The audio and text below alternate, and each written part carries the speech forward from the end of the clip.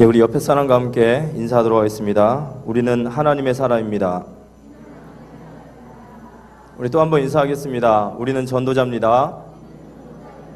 우리 또 한 번 인사하겠습니다. 우리는 렘넌트입니다. 한 번 더 하겠습니다. 당신을 통해서 모든 열방이 주께 돌아올 줄 믿습니다. 아멘. 예, 그래도 긴장이 안 가십니다. 이상하게 오늘 굉장히 긴장이 됩니다. 오늘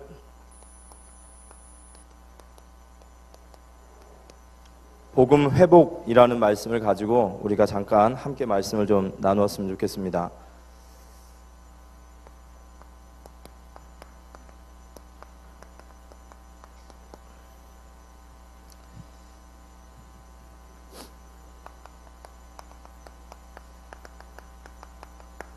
역대상 29장 10절에서 14절에 보면 한 시대 하나님 앞에 가장 큰 쓰임을 받은 다윗이 이런 고백을 합니다. 우리의 생사화복의 주관자가 하나님이시고 우리를 높이시기도 하시고 낮추시기도 하시고 우리의 모든 축복과 우리의 모든 것을 쥐고 계신 분이 바로 하나님이심을 우리는 이 시간 고백할 수밖에 없습니다. 이게 하나님의 절대 주권이죠. 하나님 앞에 쓰임받은 모든 사람은 여기에 대한 믿음이 있었습니다. 그래서 다윗은 사도행전 13장 22절이 다윗 인생의 최고의 응답의 기준이었어요. 경제 축복, 성공, 명예의 자리가 아니라 다윗의 최고의 응답의 기준. 내가 이새의 아들 다윗을 만나니 그가 내 마음에 합한 자로다. 이게 다윗 인생의 응답의 기준이었습니다. 사무엘상 2장 6절에서 10절에 보면 한나가 비슷한 고백을 해요. 여호와께서는 살리시기도 하시고 죽이시기도 하시고 여호와는 높이시기도 하시고 낮추시기도 하시고 모든 것이 다 여호와의 손에 있어요. 그런데 그러면서 이런 말을 하세요. 여호와를 대적하는 자는 산산이 부서지리라. 하나님을 대적하는 자가 어떻게 살아남을 수 있겠습니까? 그렇죠? 여호와를 대적하는 자는 산산이 부서집니다. 그 말은 여호와의 일을 대적하는 자는 산산이 부서지는 거예요. 조금 더 풀면요, 저와 여러분이 하나님의 일 속에 있다면 우리의 인생이 이 주권 속에 들어가게 될 줄 믿습니다. 이 속에 있으면 홍해도 갈라지고요, 이 속에 있으면 여리고도 무너집니다. 이 속에 있으면 노인이어도 상관없어요. 노예여도 상관없습니다. 목동의 자리여서도 상관없어요. 중요한 것은 하나님의 일 속에 우리 교회와 그리고 내가 그리고 우리 후대가 이 속에 있다면 하나님은 이 축복의 주역으로 우리를 세워가실 줄 믿습니다. 그래서 우리가 신앙생활은 결론부터 빨리 내야 되는 거예요. 오늘 우리가 본문 강단의 말씀에서도 인생의 결론이라는 말씀하셨는데요, 신앙생활은 가다 보면 아는 것이 아니라 이미 알고 가는 거예요. 우리의 미래 그리고 우리가 받아야 될 축복. 그래서 중요한 것은 하나님의 역사가 어떻게 흘러가고 있는지를 봐야 돼요. 그래서 말씀의 흐름 속에 있는 것이 가장 중요합니다. 홍해 관련 출애굽을 해야 될 시간표에는 출애굽을 해야 돼요. 말씀의 흐름을 타지 못하고 출애굽해야 되는데 나는 애굽 복음화 하겠다고 거기 남아있으면 곤란하죠. 출애굽해야 됩니다. 그래서 지금 말씀의 흐름, 복음의 흐름, 전도운동의 흐름은 JRUTC 시대의 주역으로 가고 있습니다. 나와 교회와 현장을 향하신 하나님의 계획, 특별히 세계복음화의 7현장을 향한 도전, 이게 지금 세계복음화의 흐름 속에 있습니다. JRUTC 시대의 주역으로 하나님이 우리를 이끄시기 위해서 우리 교회의 원단의 메시지를 주신 2017년 동안 이 세계복음화의 말씀이 성취되기 위해서 주신 말씀이 바로 너희 묵은 땅을 기경하라 라는 말씀이었습니다. 여러분 언약으로 붙잡으시기 바랍니다. 우리가 다 되기 때문에 응답받는 것이 아니라 말씀의 흐름 속에 있어요. 하나님, 내가 기경해야 될 묵은 땅은 무엇입니까? 이거 질문만 해도 사실 응답받습니다. 그래서 삼무에서 나와야 된다고 그랬어요. 무기력, 무능력, 무응답 속에. 그 속에 너무 오래 있다 보니까 그게 우리에게 완전히 각인되고 뿌리되고 체질되어서 삼요가 됐다고 그랬어요. 안 돼요? 못해요? 뭐죠? 할 수 없어요. 예. 지난번에 제가 안 해요 이렇게 얘기했더니 예, 안 해요는 좀 그게 말이 아니라고 긴장이 돼서 삼무삼요에서 완전히 빠져나오시기를 기도합니다.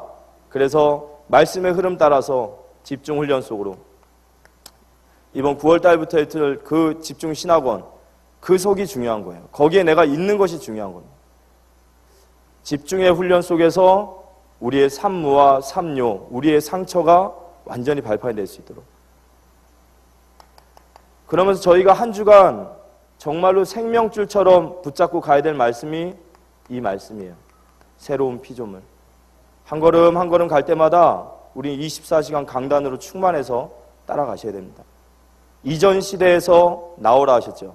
12가지, 우리 안에 있는 12가지 거기서 빠져나와서 하나님이 우리에게 주시는 새로운 피조물로 거듭나고 정말로 그리스도의 대사요 화목의 직분을 맡은 자로서 현장과 교회와 후대 살리는 거듭나지는 그런 귀한 은혜가 우리에게 임하기를 기도합니다.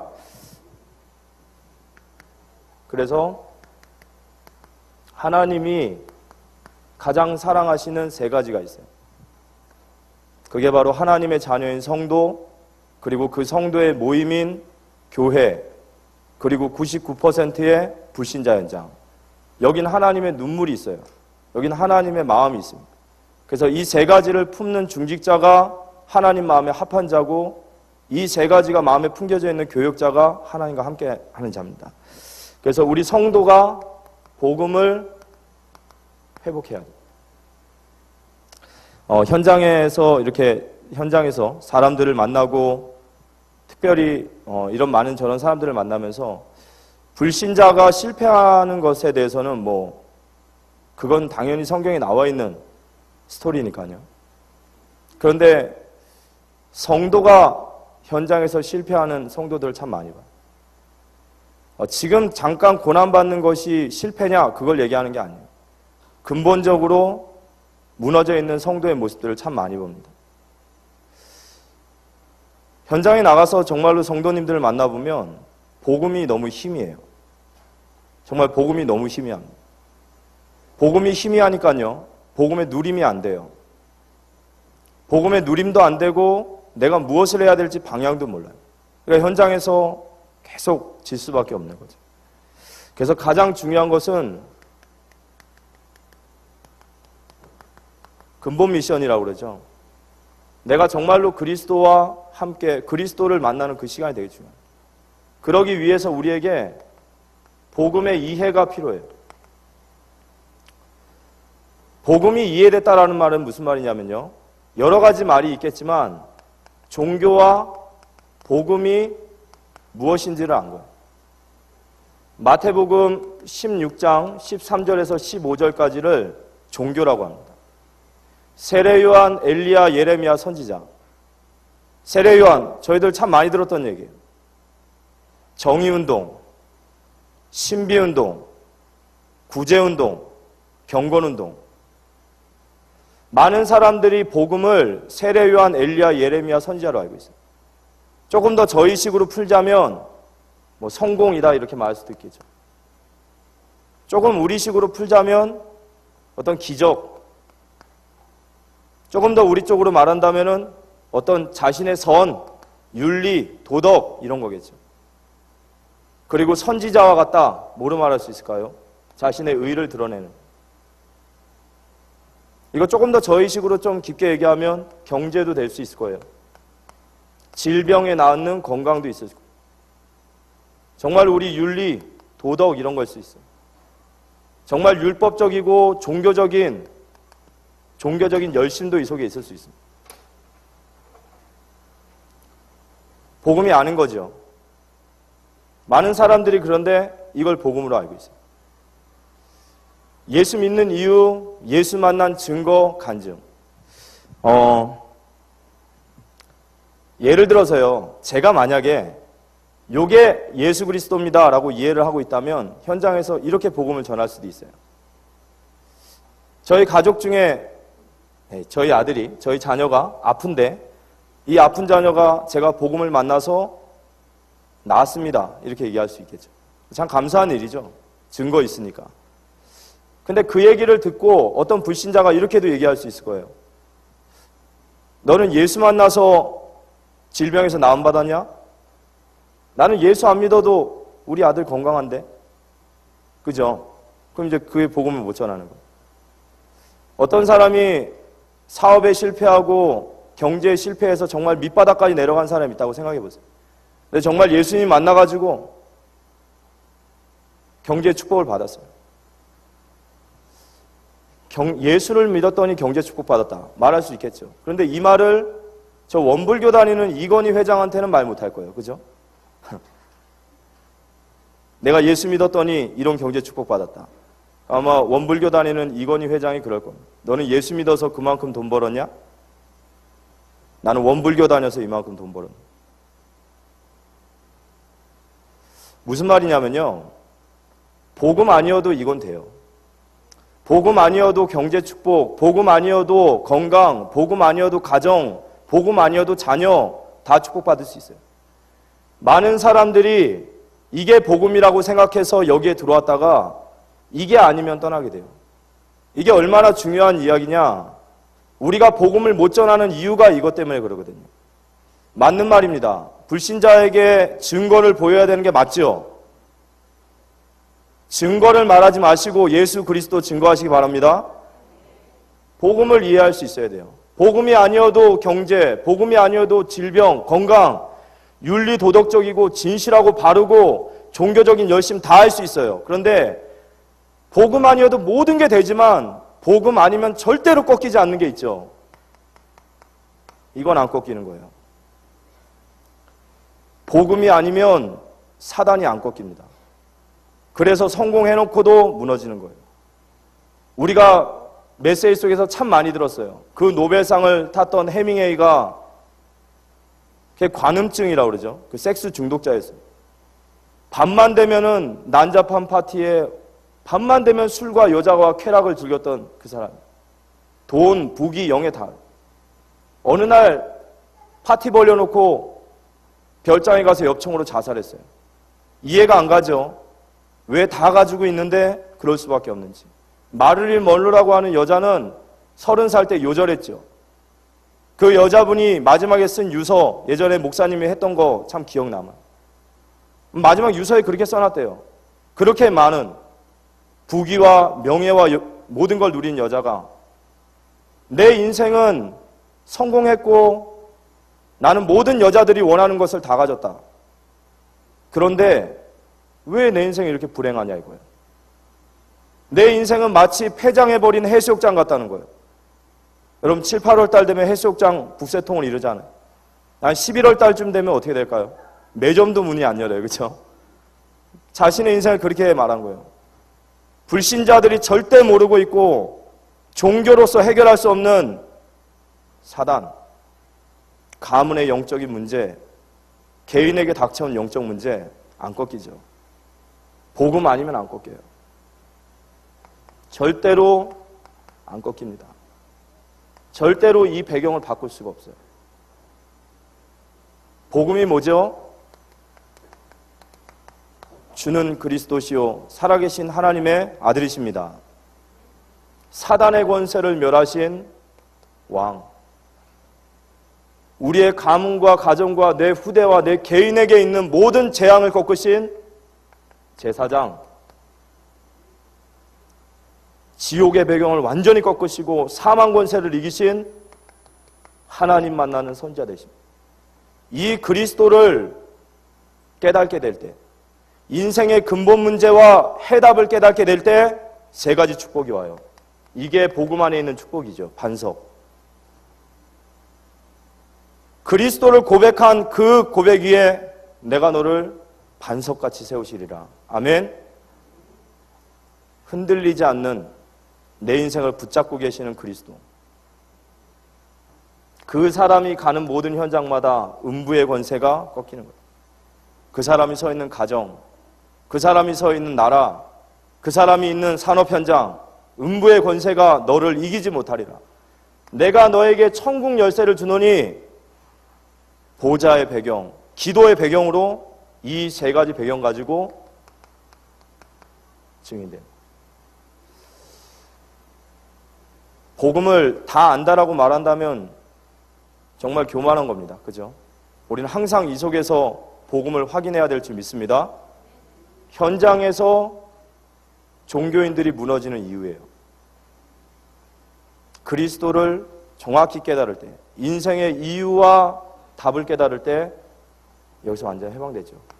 이 사람이요, 하나님의 말씀으로 뿌리 내리기 시작하는 거예요. 복음의 뿌리.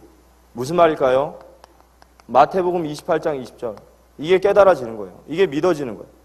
성경 60중권 속에서 하나님이 함께 하셨던 많은 사람들의 이야기, 성경의 역사, 말씀을 통해서 하나님이 나와 함께 하시는 사실이 믿어질 때 우리 인생의 생각과 마음의 뿌리가 변화될 줄 믿습니다. 하나님이 나와 함께 하시는데 어떤 하나님이 함께 하시냐? 이 하나님이죠. 내가 다 이루었다. 그리스도가 십자가에서 죽으시고 부활하시면서 내 인생의 과거와 현재의 모든 미래 문제를 주님이 완전히 끝내셨습니다. 이 사실이 정말로 내게 믿어질 때 그때부터요, 제 인생에 제 해석이 시작되는 거예요. 나의 과거가, 나의 현재가, 내 미래가 바뀌는 거예요. 나를 붙잡고 있던 모든 연약함, 무능함, 지난날의 상처 완전히 해방되는 거예요. 하나님이 주신 은혜니까 나누라고 주신 줄 믿고 또 간증을 합니다. 제가 복음을 만난 거는 저희 아들이 아파서 복음을 만났어요. 정확히 말하면. 그리고 너무 그 당시에 너무 많이 무너져 있는 상태였기 때문에 제가 복음 만났어요. 복음 안에 들어와서 갈급하니까요, 은혜 속으로 막 들어가기 시작했어요. 은혜 속으로 들어가다 보니까 하나님이 믿어지고 정말로 예수가 그리스도시라는 사실이 믿어졌어요. 전능하신 하나님께서 1초만 역사하시면 우리 아들의 문제도 해결하실 분이다라는 게 믿어졌어요. 그리고 나서 오랜 시간이 지났습니다. 10몇 년의 시간이 지났어요. 10몇 년의 시간이 지났는데 저희 아들이 그럼 낳아야 되죠. 그죠? 근데 안 낳았어요. 요즘 많이 낮은 것 같긴 한데 요즘 뭐 4층인지 5층인지 아주 난리예요. 그러면 제가 그것 때문에 왔는데 그거 안 이루어졌으면 저 여기 떠나야 되지 않습니까? 에이, 여기 거짓말인가 보다. 근데 저는 안 떠납니다. 예, 떠날 이유가 없어요. 왜 그런지 아십니까? 전에는 제 인생의 소망이 제 아들 낳는 거였어요. 지금은 제 인생의 소망이 그리스도십니다. 그분이 내 인생을 책임진다는 게 믿어져요. 제가 어느 날부터 기도 제목이 바뀌었어요. 하나님, 사람의 인식 체계로는 할 수 없지만 성령께서 우리 아들의 마음에 감동 주셔서 그리스도 고백하게 해주세요.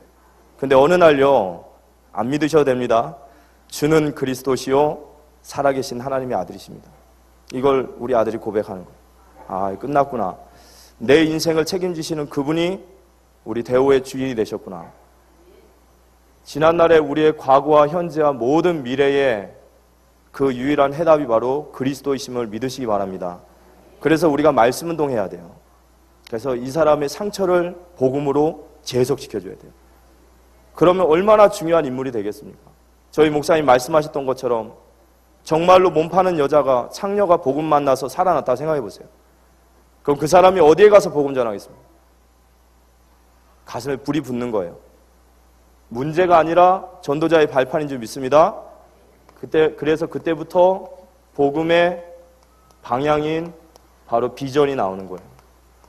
이제 완전히 살아나는 거죠. 내가 뭘 해야 될지가 나오는 거예요. 근본 미션. 우리가 한 성도를 만나서 복음으로 답을 내줄 수 있어요. 이 성도가요, 이제는 진짜 응답을 받게 만들어줘야죠. 바로 기본 미션이에요. 이 성도가 정말로 하나님의 응답과 축복을 받기 위해서는 말씀의 흐름 속에서 나를 찾아야 돼요. 복음운동과 전도운동과 세계복음화의 흐름 속에서 나를 찾아야 되고요. 그 말씀의 흐름 속에, 세계복음화의 흐름 속에서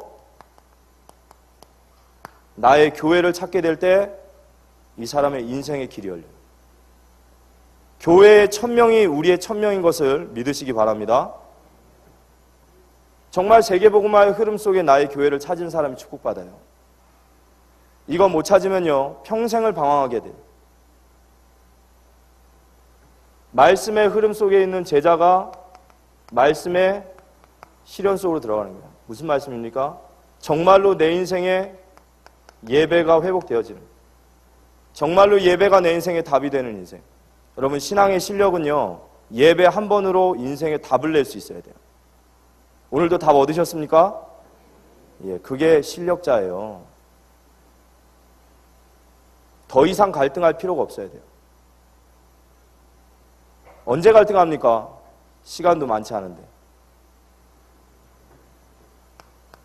그때부터 정말로 이 사람이 하나님과 맞는 기도의 제목이 회복되어져요. 문제, 갈등, 위기 오는데 그 속에서 정말로 하나님이 나를 향하신 하나님의 뜻을 찾는 거예요.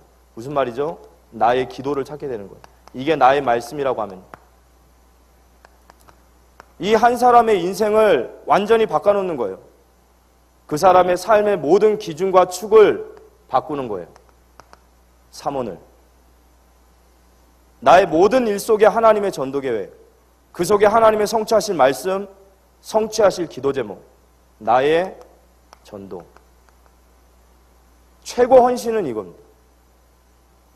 한 사람을 만나서 한 성도에게 근본 미션으로 그 인생의 답을 주고 그 말씀 속에서, 교회 속에서 중요한 해답과 응답을 찾게 만들어요. 이때부터 절대 미션이라는 시간표 속으로 들어가요.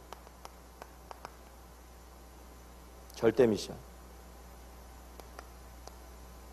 절대 문이 열린다고 그랬어요. 사도행전 2장 9절에서 11절. 문이 열려요.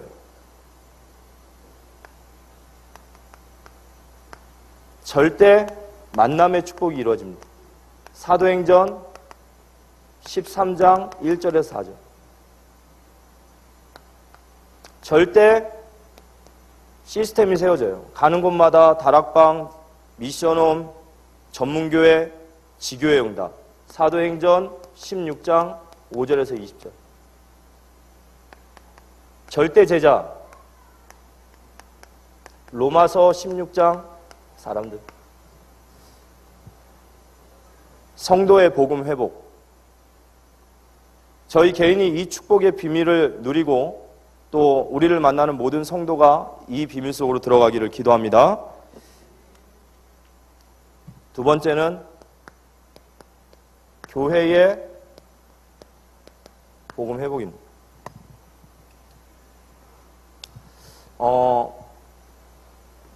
우리 중직자분들이, 그리고 우리 랩런트들이, 우리 교육자분들이 하나님 앞에서 축복을 받으려면 교회를 이해해야 돼요. 교회의 가치는 주님의 세계 복음화의 방법이에요. 교회의 가치는 주님이 세계 복음화 하시는데 방법이에요. 왜죠? 에베소서 1장 21절에서 23절에 보면 교회의 머리가 누구시냐? 바로 그리스도예요. 그럼 교회는 뭐죠? 그분의 몸이에요. 세계복음화의 방법. 주님이 세계를 복음화하시는 방법. 지역 현장들마다 교회를 세우신 이유. 주님의 뜻을 이루시고 세계복음화하시는 방법. 골로새서 1장 15절에서 18절. 보이는 세계와 보이지 않는 모든 만물을 다스리시는 그 주님이 그의 몸인 교회의 머리가 되시고 그랬어요.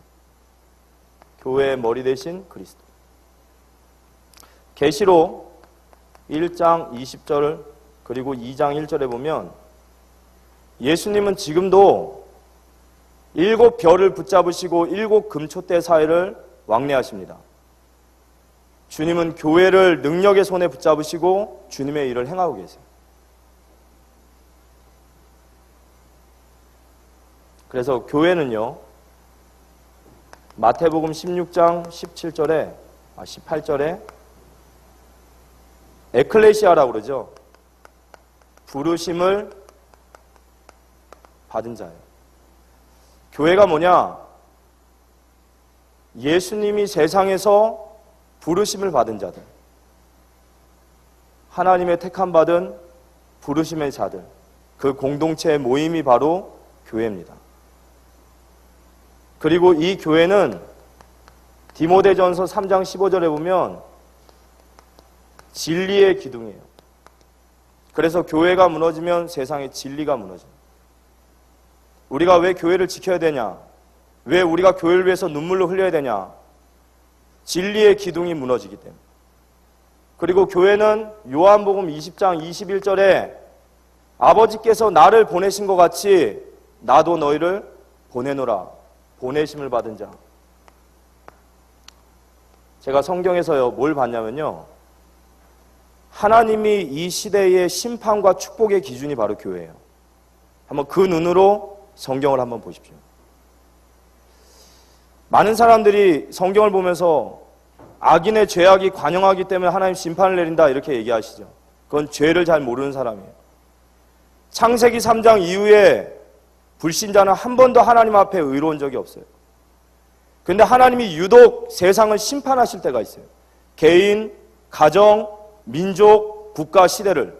그때가 언제냐?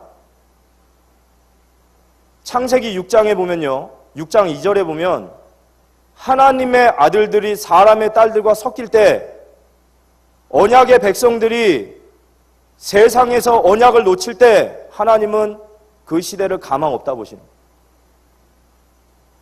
여러분 마음에 담으시기 바랍니다. 출애굽기 1장에 보면요, 요셉을 알지 못하는 새 왕이 일어나요. 그걸 영적으로 보면 언약 전달이 끊긴 거죠.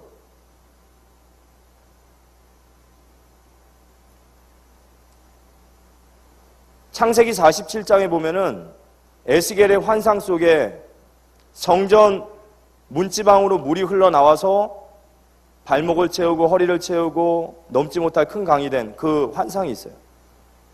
그 성전 물지방에서 물이 흘러나오는데 그 물을 닿는 사람마다 다 살아나요.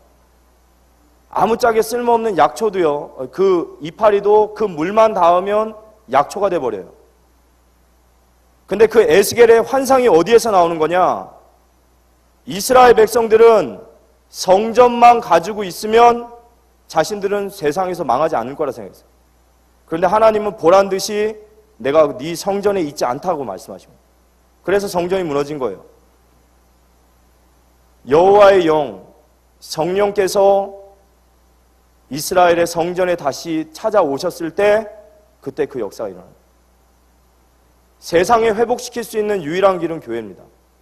하나님이 보시는 축복과 심판의 기준은 교회예요. 교회는 간단하게 생각할 것이 아니에요. 저와 여러분의 마음속에 교회가 담겨지기를 기도합니다. 우리 후대들이 교회를 가슴에 담을 수 있어야 돼요. 시편 87편 2절에 보니까 하나님은 야곱의 모든 처소들보다 시온성 교회를 사랑하십니다. 왜냐? 교회는 건물이 아니라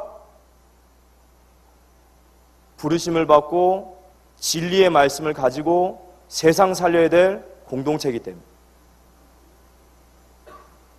시편 87편 6절에 보면요, 하나님의 모든 쓰임받는 인물은 교회의 축복 속에서 나왔어요.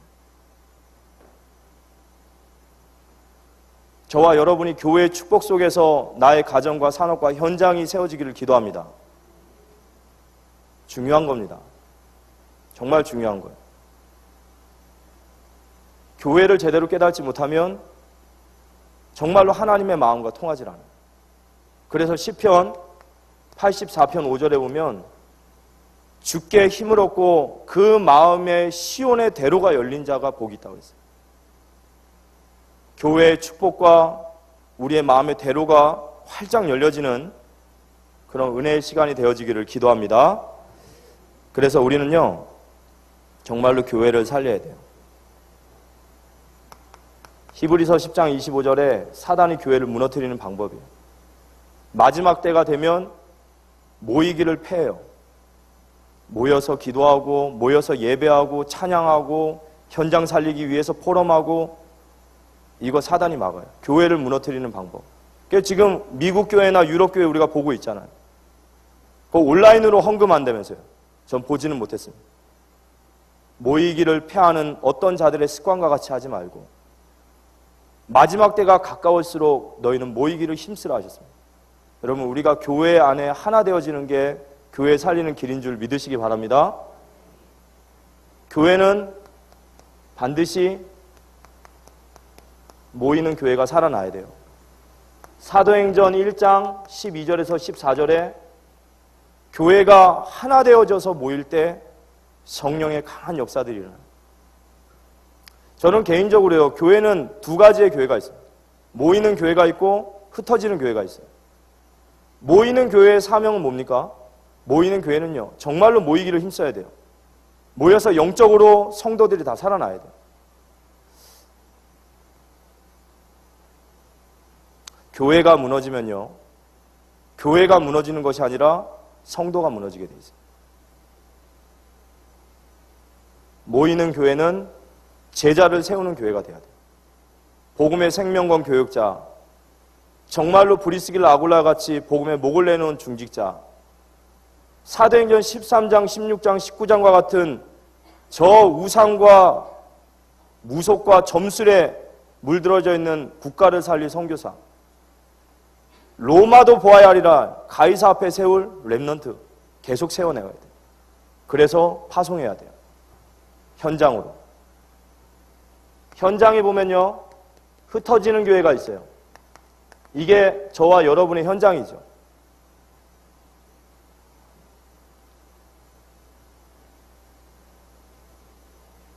어디 갔죠?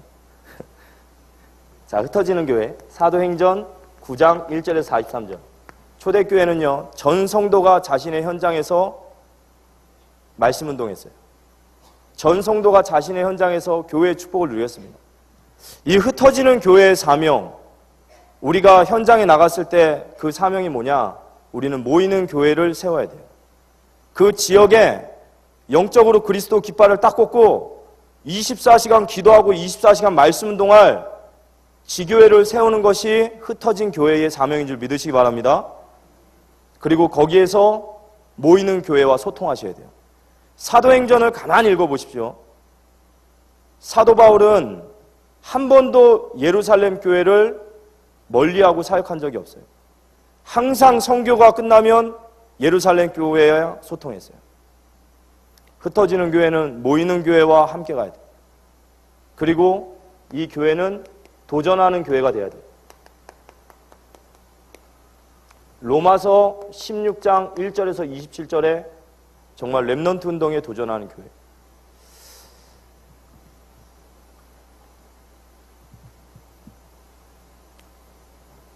교회의 은혜가 막히면 안 돼요.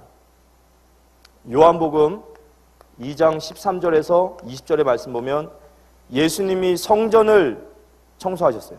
예수님 첫 사역이 뭐였냐? 성전을 정결하게 청소하셨어요. 왜 성전을 정결하셨냐? 은혜가 막혔어요.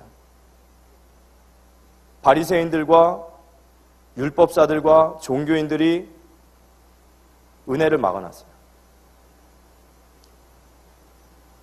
하나님의 은혜가 흘러서 우리 현장과 시대로 나갈 수 있도록 이 일에 힘쓰는 저희 모든 사랑의 교회 성도님 되시기를 기도합니다. 이게 복된 자예요. 교회가 가슴에 있고 교회를 품는 사람. 시편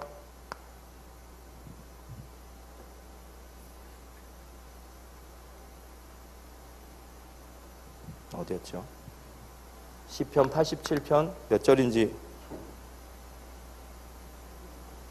주의 궁전에서의 한날이 악인의 장막보다 낫고 악인의 장막에서의 첫날이 주의 성전에 문지기로 있는 것이 더 낫다. 이게 다윗의 고백이었어요.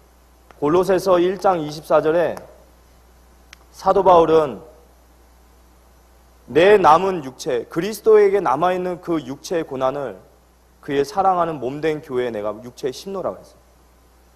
그러니까 정말로 교회가 올바른 복음이 회복되어지고 이 복음이 현장으로 흘러나갈 수 있도록 이 일에 우리가 힘써야 됩니다. 마지막으로 현장의 복음 회복이에요.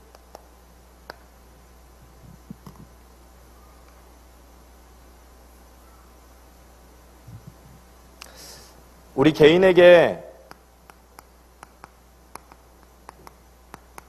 복음 운동이 회복되어지기를 기도합니다. 우리의 묵은 땅이 기경되어져서 결국에는 복음 회복돼야 되죠. 복음 운동 회복되어지는 것이 아니면 전부 다 기복이잖아요. 생명 살리고 영혼 구원하고 제자 세우고 현장에 복음 운동할 수 있는 시스템 세우는 것 외에 우리가 갱신해야 될 이유는 저는 없다고 생각합니다. 그래서 우리 개인에게 복음 운동이 정말 회복돼야 되겠죠. 이 사람이 디모데후서 1장 4절에 하나님과 눈물이 통하는 제자예요. 하나님은 현장을 향해서 이 눈물을 흘리시는데 여기에 정말 우리의 중심과 가슴이 담겨지고 이게 소통되어질 때 우리는 하나님의 깊은 것을 알게 되죠. 디모데전서 2장 4절에 하나님은 모든 사람이 구원받기를 원하세요. 모든 사람. 에스겔서 37장 10절에서 11절에 보면 악인도 그 죄악 중에 죽기 원하지 않으세요. 그들이 죄를 돌이켜서 복음으로 살아나기 원하십니다. 이게 하나님의 마음이시죠. 그래서 하나님의 모든 시간표는 생명 구원 속에 있어요. 현장에서 양육을 하다 보면 복음편지 8과에 보면 하나님의 권능이 언제 나타나는가 이런 말씀이 있거든요. 하나님의 권능은 언제 나타나냐면요, 하나님의 일 속으로 들어가실 때 하나님의 권능이 나타나요. 하나님의 시간표 속에 내가 들어가면 하나님의 권능은 나타나게 돼 있어요. 하나님의 시간표는 모든 사람이 복음을 받는 데까지예요. 그것 때문에 이 세상을 돌리시고 그것 때문에 모든 시간표를 만드십니다. 요한복음 3장 16절에 예수님이 이 땅에 오셔서 십자가에 죽으신 이유가 다른 게 아니에요. 우리에게 영생을 주시고 생명을 주시기 위해서 십자가의 죽으심을 믿으시기 바랍니다. 우리의 관심과 우리의 시선과 우리의 눈물이 여기 있어야 돼요. 여기 있어야 됩니다. 지금도 성령께서는 죄인의 마음을 변화시키셔서 예수님을 그리스도라 믿게 만드시는 그 일을 하세요. 성삼위 하나님이 하시는 일이에요.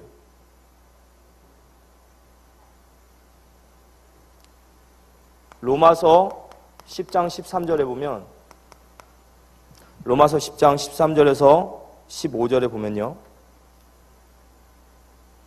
누구든지 주의 이름을 부르는 자는 구원을 받으리라 그랬어요. 그런즉 그들이 믿지 아니하는 일을 어찌 부르리요? 듣지도 못한 일을 어찌 믿으리요? 전파하는 자가 없이 어찌 들으리요? 보내심을 받지 아니하였으면 어찌 전파하리요? 기록된 바 아름답도다 기쁜 소식을 전하는 자들의 발들이함 같다. 주님이 아름답게 보시는 발이에요. 우리가 영혼 구원을 위해서 현장에서 말씀 전하고 이 사람이 정말로 현장에서 승리할 수 있도록 말씀 운동을 펼치고 이게 주님이 보시는 아름다운 발걸음이십니다.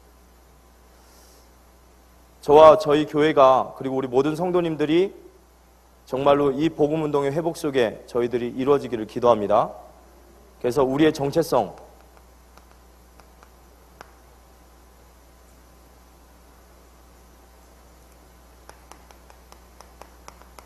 하나님 처음부터 우리를 너로 말미암아 이런 말씀을 주셨어요.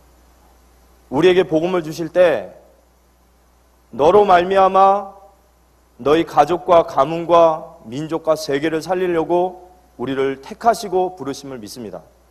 그래서 야곱은 하나님의 택하신 자예요. 출애굽기 19장 5절 6절에 세계가 다 내게 속하였으니 그 세계 속에서 내 소유가 있어요. 거룩한 백성이요 제사장 나라라. 요거 이야기할 때요 항상 얘기하는 게 있어요. 여러분, 하나님과 이 땅은요 죄인은 하나님께 나갈 수 없어요. 절대로 죄인은 하나님께 나갈 수 없어요. 그런데 이 죄인이 하나님께 나갈 수 있는 유일한 통로가 있어요. 그 통로가 누구죠? 그게 제사장이에요. 제사장을 통해서만이 하나님께 나갈 수 있어요. 우리가 하나님의 제사장 나라라는 걸 잊지 마시기 바랍니다. 하나님이 우리를 그렇게 택해 주셨어요. 그래서 베드로전서 2장 9절에 보면 우리는 사단의 권세를 멸할 왕, 세상의 재앙과 저주를 막을 제사장, 하나님 떠나 있는 인간에게 그 지옥의 배경에서 해방시킬 선지자의 권세를 우리에게 주신 줄 믿으시기 바랍니다. 그래서 이스라엘 백성들이 자신의 정체성을 깨닫고 사명 앞에 설 때마다 세상을 정복하고 복음을 전했어요. 그런데 정체성 자체가 전도자이기 때문에 그들이 정체성을 놓치고 사명을 놓치면 노예의 자리로, 포로의 자리로, 속국의 자리에 가서 복음 전하게 하신 거예요. 우리 부목사님 말씀처럼 맞고 갈래? 그냥 갈래? 이런 거죠. 저와 여러분이 원해서 주님이 우리가 택한 게 아니에요. 그죠? 주님이 우리를 이렇게 택하셨어요. 고린도 후서 5장 17절에서 20절에 보면 우리는 새로운 피조물입니다. 그리스도 예수 안에서 새로운 피조물이에요. 그런데 이 새로운 피조물은 어떤 사람이냐? 19절을 보면 이런 말씀이 있어요. 우리를 세상과 하나님을 화목하게 하실 직분을 주셨고 19절에 보면요 화목하게 할 말씀을 우리에게 주셨어요. 그래서 우리를 그리스도의 대사로 부르신 거예요. 우리가 현장에서 정말로 복음 운동의 회복을 위해서 하나님 앞에 기도하고 우리의 정체성과 합당한 기도가 시작되어질 때 이 귀한 축복이 우리에게 임하게 될 줄 믿습니다. 지금부터 이렇게 한번 도전해 보세요. 개인전도. 저는 그 렘넌트들과 이야기를 나눌 때 이런 이야기를 합니다. 유목사님도 처음부터 유목사님은 아니셨을 거예요. 그죠? 우리 박목사님도 처음부터 박목사님은 아니셨을 거예요. 분명히 그 시작이 있으셨을 거예요. 전도 운동에 하나님 앞에 그렇게 귀하게 쓰임받을 때까지 분명히 그 시작이 있으셨을 거예요. 저와 여러분에게 이 운동이 시작되어지기를 기도합니다. 그래서 전도는 세 가지가 있다고 그랬어요. 첫 번째는 확인하는 전도가 있어요. 사복음서에 보면 정말로 예수가 그리스도이심을 확인하는 시간표가 있어요.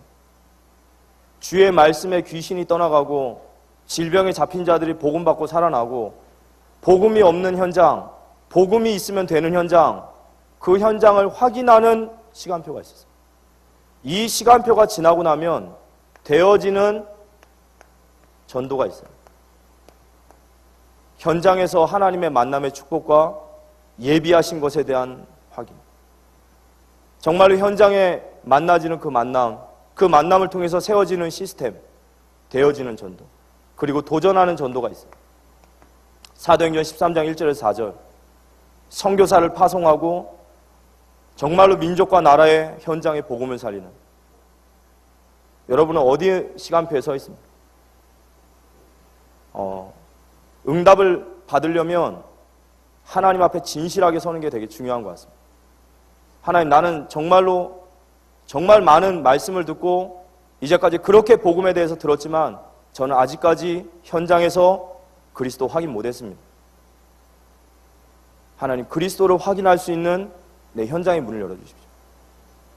하나님, 왜 나의 만남 속에는 예비된 만남, 예비된 제자, 예비된 시스템이 하나님 왜 만나지 않습니까? 하나님, 주께서 루디아의 마음을 여셨던 것처럼 나에게도 그런 만남의 축복을 주십시오. 선교사를 파송하고 후대를 살릴 수 있도록 지교회를 세울 수 있는, 도전할 수 있는 하나님 내게 은혜를 주십시오. 개인 전도의 시간표 속으로 우리 들어가기 기도합니다. 그래서 목사님께서 300명 전도운동이 그래서 중요하다는. 그리고 우리가 이 전도 훈련 속에 좀 들어가야 돼요. 칸이 좁아서 다 못 쓸 것 같습니다. 20가지 성경적 전도운동 속에 개인과 만남과 가정과 나의 업과 지역을 살리는 20가지 성경적 전도운동 속에 우리가 들어가요. 그 속에서 훈련받고 그 속에서 응답받으십시오. 훈련을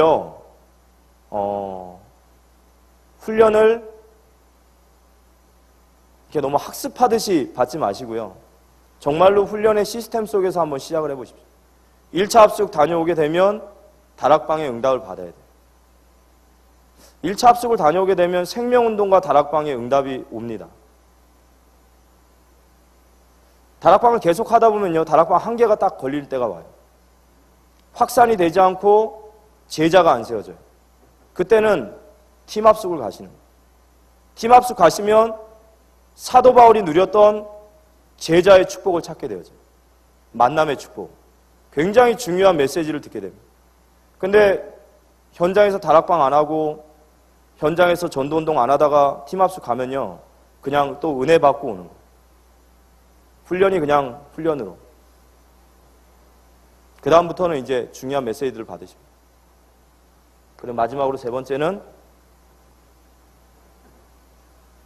세계복음화를 향한 정말 전도의 도전이 시작되어 주셨으면 좋겠어요.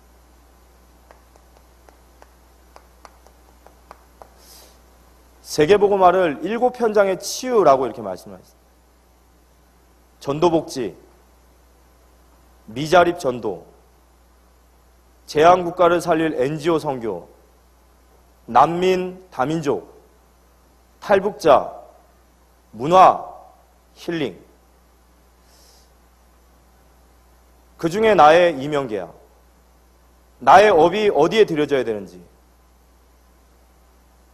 제가 지금 임용고시 준비하는 우리 랩런트에게 미자립이라는 언약 잡아라 얘기했어요. 지금 중고등학교 아이들이 아까 우리 예나 랩런트가 말했듯이 내가 뭘 해야 될지 아무것도 답이 없어요. 근데 복음 안에는 미자립이 있을 수가 없잖아요. 우리를 향하신 지극히 선하신 계획이 있는데 미자립된 아이를 자립할 수 있는 유일성의 교사. 7현장 중에 나의 업에 중요한 임용계약을 찾는 그런 귀한 시간 되어지기를 기도합니다. 지우면은 안 된다고 했는데 이제 마무리하겠습니다.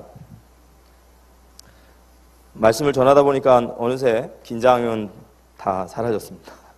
자, 결론 말씀드리겠습니다. 오늘 헌신예배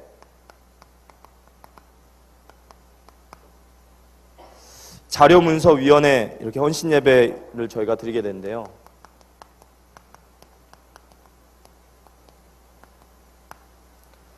골로새서 4장 7절에서 8절에 보면 특별히 두기고에 대한 이야기가 나옵니다.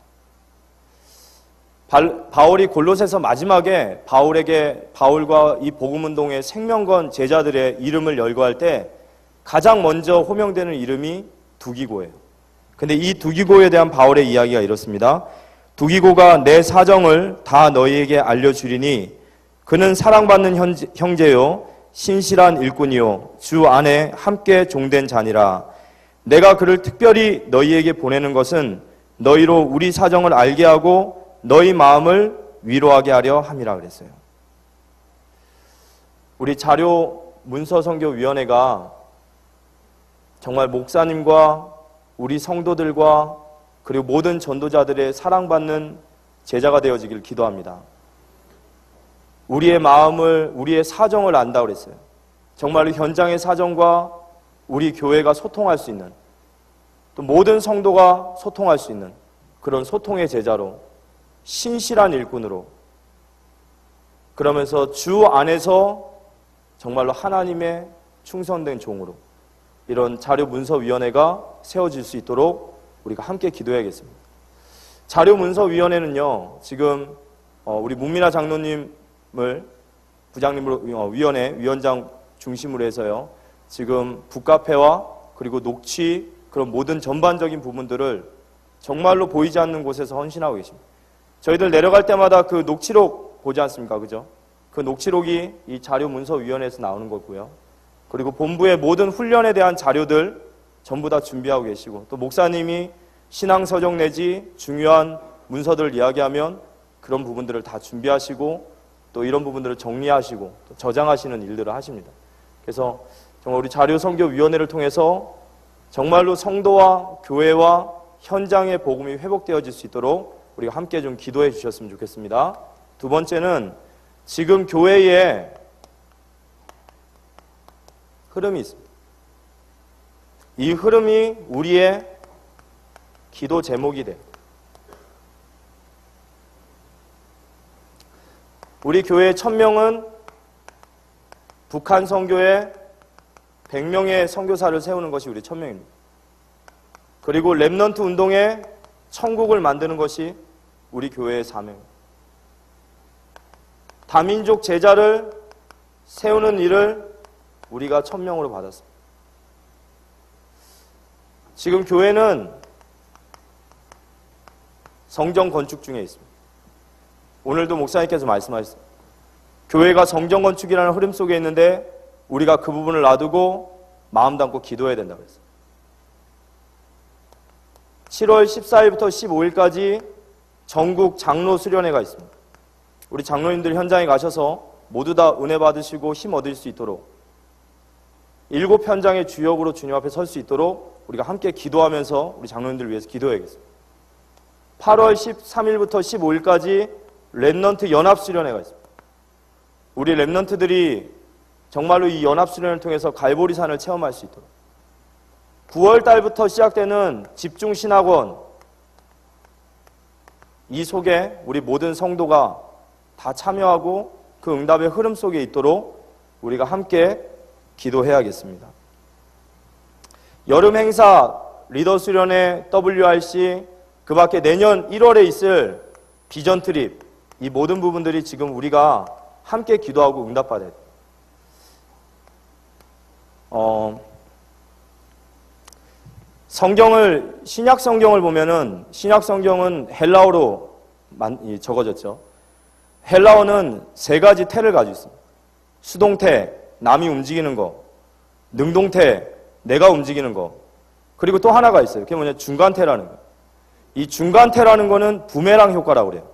던지면 돌아서 내게 오는 효과. 성경의 중보기도는 전부 다 중간태예요. 무슨 말이냐, 내가 기도하기 시작하면 그 응답이 내게로 옵니다. 아멘. 중보기도는 축복이에요.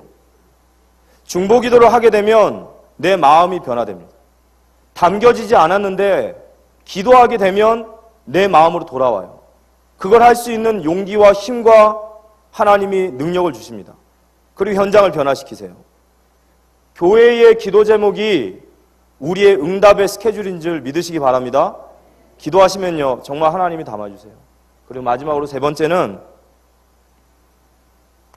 로마서 16장 3절 4절에 브리스길라 아굴라는 복음의 목을 건 제자라고 했어요. 오늘 목사님께서 다른 거에 미치면 곤란하지만 복음에 미친 자 되라고 했어요. 저와 여러분이 복음에 정말로 완전히 미칠 만큼 그런 증인이요 그런 증거 있는 제자가 되어지기를 기도합니다. 이 복음에 미친 자에게 주시는 하나님의 축복이 있어요.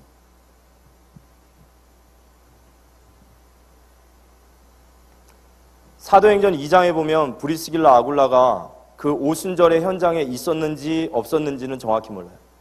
하지만 분명한 것은 그 현장에 영향받은 자를 통해서 복음받은 건 확실합니다. 그런데 이 복음의 결론난 제자들이 정말로 사도 바울에게 목을 걸기로 작정한 이 제자들이 하나님 앞에 딱 결단을 했어요. 그런데 이들이 가지고 있는 산업은 천막이에요. 천막 짓는 산업이 그 당시에도 그렇게 큰 산업이 아니었어요. 그런데 하나님께서 이 복음에 미친 자를 축복하셔야 되거든요. 정말로 중심이 하나님과 통하고 중심이 복음과 통하는 이 제자를 축복하셔야 되는데 그들이 가지고 있는 업이 천막이에요. 그러니까 하나님이 어떻게 하셨냐? 역사적으로요. AD 46년에 글라우디오라고 하는 총독이 로마 안에서 유대인과 개종한 그리스도인들이 다투기 시작하고 국가적인 분쟁이 일어나니까 모든 유대인들은 추방시켜버려요. 그 사람들이 다 추방을 됐는데 추방돼서 여기저기로 뿔뿔이 흩어지는데 가장 많이 간 곳이 어디냐? 여기에요. 고린도. 자, 로마에서 모든 걸 다 버리고 고린도 땅에 갔습니다. 거기 어마어마한 난민들이 몰렸어요. 그 난민들한테 당장 필요한 게 뭐죠? 당연히 먹을 거죠. 그 다음 또 뭐가 필요할까요? 집이 필요한 거예요. 브리스길라 아굴라가 텐트 메이커, 천막을 짓는 사람이었어요. 하나님이 귀하게 여기시는 것은 복음입니다. 정말로 복음에 미친 자가 나온다면 하나님은요, 그 사람을 축복하시기 위해서 시대를 뒤집으시는 거예요. 복음의 경제가 있다라는 것을 믿으시기 바랍니다. 안디옥 교회가 흉년 가운데 기근 가운데서 예루살렘 교회에 부조를 보냈어요. 그 말은 무슨 말이죠? 진짜 복음 경제는 세상 경제의 흐름을 타지 않습니다. 따로 움직여요.